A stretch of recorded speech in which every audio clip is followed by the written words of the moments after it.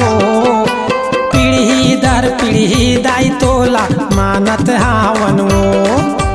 पीढ़ी दर पीढ़ी दाई तोला मानत हावन वो माता तोर महिमाला हम जाना थावन वो दाई तोर महिमाला हम जाना थावन वो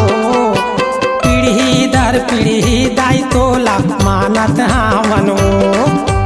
पीढ़ी दर पीढ़ी दाई तोला मानत हावन वो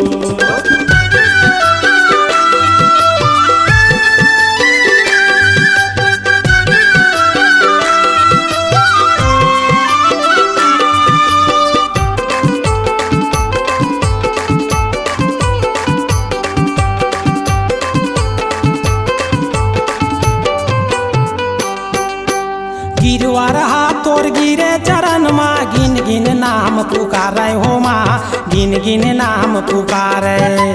गिन गिन नाम पुकारे वो मैया मोर गिन गिन नाम पुकारे वो माँ गिन गिन नाम पुकारे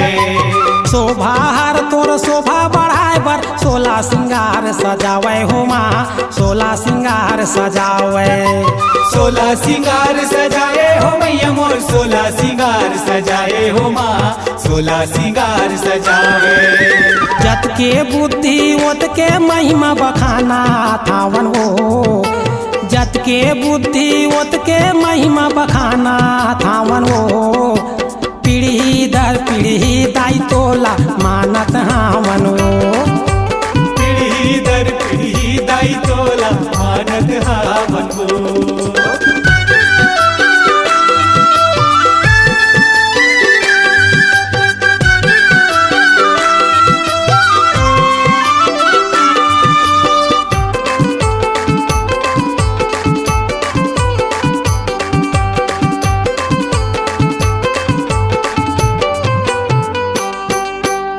सौहार तोल बिन बिसराए बिनती करत दिन काटे हो माँ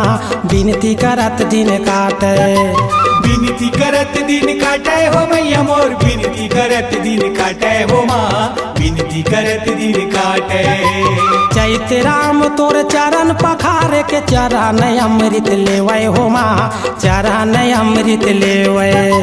चरण अमृत लेवे वो मैया मोर चरण अमृत लेवे वो माँ चरण अमृत लेवे तोर महिमाला गाबो परन ठाना थावन वो तोर महिमाला गाबो परन ठाना थावन वो पीढ़ी दर पीढ़ी दाई तोला मानत हावन वो पीढ़ी दर पीढ़ी दाई तोला मानत हावन वो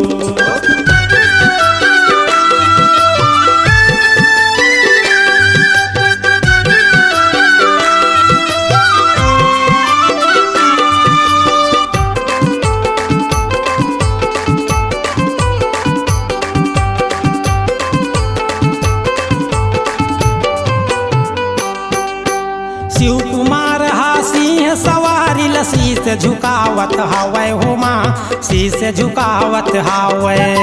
शीश झुकावत हावे वो मैया मोर शीश झुकावत हावे वो माँ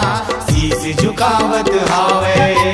सरोज कुमार सातो पीढ़ी के सब धर्म निभावत हावे हो माँ धर्म निभावत हावे